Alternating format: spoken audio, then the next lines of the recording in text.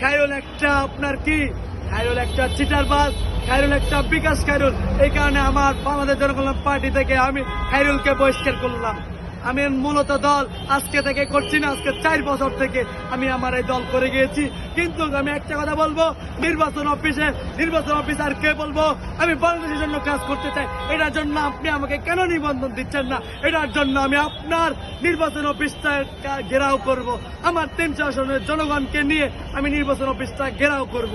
কারণ আমি চাই যে আমার নির্বাচন দিয়ে আমি বাংলাদেশটাকে সুন্দর করে সাজাতে চাই। 5টা বছর দিয়ে বাংলাদেশের মানুষকে উন্নত প্রজন্ম নিতে চাই।